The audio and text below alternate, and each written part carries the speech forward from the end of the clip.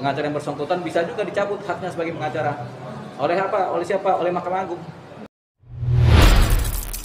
Kericuan di ruang sidang waktu itu si Rasman itu menyerang Hotman Paris seperti apa? Kericuan. Yang bikin ricu nggak benar. Gitu.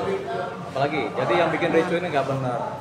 Apapun alasannya, kita harus menghormati yang namanya acara sidang, karena acara sidang itu diatur oleh undang-undang dan sah. Jadi kalau bikin ricu ya udah nggak benar itu. Tinggal nanti ketua hakim majelis itu yang menentukan apakah orang-orang ini kemudian bisa disanksi atau tidak, atau kalau memang dia terdakwa atau tersangka ya biasanya kan harus sopan di persidangan kan. Kalau nggak sopan ya tentunya nanti hakim ada penilaiannya, majelis ada penilaiannya. Jadi yang bikin kericuan biasanya nggak benar itu. Bang, ini terkait kode etik nggak sih Bang, apalagi kan di persidangan? Iya, tentu ada kode etik. Jadi sebenarnya seorang pengacara atau siapapun pengacara yang berada di ruang sidang harus mengerti kode-kode etik persidangan, sopan santun dalam sidang, tata krama dalam sidang itu sudah diajarkan dari muda, diajarkan begitu. Tapi kalau sampai dia nggak bisa nahan diri, emosi atau kemudian malah bikin ricu ya udah nggak bener. Bahasanya sih udah pengacara tapi nggak tahu adab sopan santunnya. Biasanya kayak gini Bang, bakalan dapat sanksi nggak sih? Kalau dia terdakwa bikin ricu, dia berarti nggak sopan di persidangan, dia hukumannya bisa diperberat oleh hakim. Kalau dia pengacara, dia bisa diusir dari sidang atau tidak boleh ikut sidang berikutnya. Tuh, hakim punya kewenangan untuk menolak pengacara mengikuti sidang. Bang, tapi timnya Rasman kemarin sempat diwawancara bilang hal yang dilakukan oleh si Oyowo ini hal yang wajar katanya Bang. Gimana? Nggak ada yang hal yang wajar, apapun persoalannya, apapun se-ekstrim persoalannya seperti apa, itu dianggap tidak wajar karena mereka pengacara. Pengacara bisa menahan diri, menahan emosi, tahu tata krama, tahu etika beracara di persidangan. Walaupun ada persoalan apapun juga, itu nggak bisa dijadikan dasar. Ada undang-undang yang bisa menjerat? Ada kode etik dong, kode etik kuasa pengacara tuh. Bang, tapi pernah nggak ada terjadi hal kayak gini sebelumnya Bang? Dan Sering.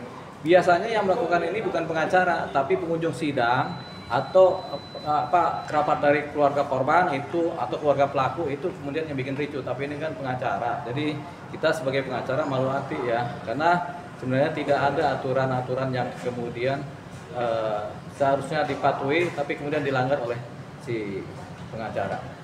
Tindakan Rasman ini mempengaruhi nggak sih buat kedepannya Bang, apalagi ini kan disaksikan oleh banyak sekali ya? Oh iya, tentunya mempengaruhi buat pribadi dia, terutama orang akan melihat ini sebagai suatu keadaan negatif dari seorang pengacara Rasman begitu. Nah, kalau di hukum dia, misalnya dia kemudian ternyata benar-benar diputus bersalah, lebih gila lagi buat beliau. Walaupun dia siap masuk penjara, tapi kan nggak epic juga seorang pengacara masuk penjara karena persoalan hukum biasa gitu.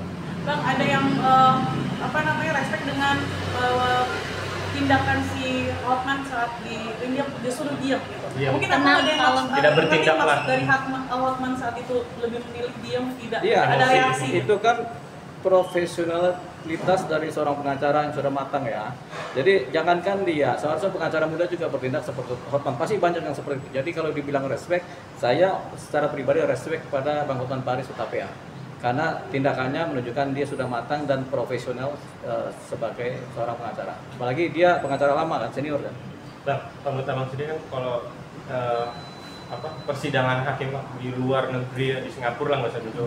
Kalau ada yang berbuat rusuh atau onar itu langsung bisa dipidanakan nih kan. Kalau di kita nggak bisa kan Bang, kan belum ada hukum. Abang sendiri gimana sih? Ya, rusuhnya sejauh mana? Kalau rusuhnya bunuh orang di persidangan kan langsung dipidanakan juga, atau rusuhnya mencaci maki orang kena undang-undang pencemaran nama baik kan bisa dipidana juga. Jadi ini rusuhnya sejauh mana kita lihat.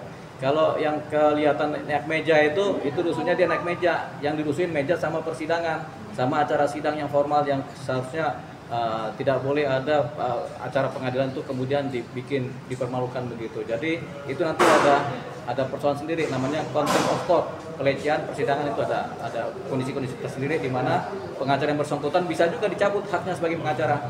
Oleh apa? Oleh siapa? Oleh Mahkamah Agung. Berarti perlu juga ya Bang sebagai efek jerah untuk dicabut gelar pengacara. Harus ada yang mengadu. Begitu. Bang, untuk reaksi hakim sendiri saat meninggalkan itu mungkin boleh dijabarin? Itu hakim ada beberapa reaksi hakim ketika melihat suasana ricuh. Pada umumnya hakim akan memutuskan atau menghentikan sidang pada saat itu menjeda atau kemudian men-skor, kemudian cari waktu lain supaya suasana kemudian kondusif lagi. Akhirnya hakim meninggalkan sidang. Jadi wajar hakim meninggalkan sidang dalam situasi yang sudah tidak memungkinkan terjadinya acara persidangan. Bang, ini bisa memperberat hukuman Rasman juga nggak sih? Potensi memperberat hukuman. Gitu. Bang, kalau selama ini Bang di persidangan ada nggak yang kejadian kayak gitu atau lebih parah sebelum-sebelumnya? Ada, beberapa kejadian ada, cuma tidak terekspos ya. Cuman rata-rata pelakunya bukan pengacara, rata-rata pelakunya adalah keluarga korban atau keluarga pelaku atau pengunjung biasa. Berarti kalau yang ini apa yang melakukan ada pengacara berarti bisa bilang bisa jadi menjatuhkan atau menjelekkan profesi pengacara, advokat dan PH dong, bisa bilang, karena kan Tidak menjelekkan profesi pengacara, tapi menjelekkan oknum pribadi yang bersangkutan. Gitu. Kalau kita sih tidak merasa begitu. Jadi yang jelek justru si pengacara yang bersangkutan. Mau segagah apapun dia, tapi kalau dia sudah nggak punya adab ya sudah. Sebenarnya nggak layak jadi pengacara. Di samping huru haranya dia selama ini berarti seperti itu ya Pak? Ya maksudnya di huru haranya dia yang seperti itu jadinya begitu. Ya kan kelihatannya sok mau jadi jagoan kan, padahal tidak. Jagoan itu nggak ada seperti itu. Bang, alasan dari pihak Rasman sendiri katanya kenapa sampai Rasman berani nyamperin Hotman itu karena harusnya sidang itu kan terbuka, tapi Hotman meminta sidang tertutup. Abang sendiri menanggapinya? Begini, ketika hakim memutuskan sidang tertutup, boleh aja. Sidang kan prinsipnya terbuka, tapi ketika hakim memutuskan sidang tertutup, baik oleh pikiran sendiri, oleh hakim maupun oleh permintaan dari salah satu korban, boleh saja, karena ada kepentingan sifatnya memang bisa dipertanggungjawabkan. Nah, ketika jadi sidang tertutup ya udah, nggak ada persoalan sebenarnya. Nah, tapi si seorang Rasman boleh juga meminta supaya sidang terbuka untuk umum, boleh. Tapi semua kan tergantung hakim. Karena yang punya kekuasaan di pengadilan itu kan hakim di acara persidangan. Jadi hakim ketika sudah memutus tetap tertutup, harusnya seorang Rasman itu mematuhi aturan itu, mematuhi putusan hakim seperti itu. Nah, kalau dia nggak patuh ya berarti kan ya kita bisa lihat.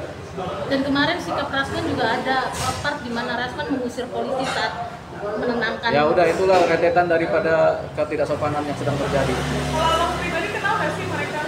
Kenal siapa? Rasman atau si... Loh, kalau kita melihat orang-orangnya kan kita tahu. Kalau dia kenal kita belum tentu kenal, kita juga belum tentu kenal mereka kan gitu. Tapi kalau tahu ya kita tahu. Tahu dari mana? Ya tahu dari kalian.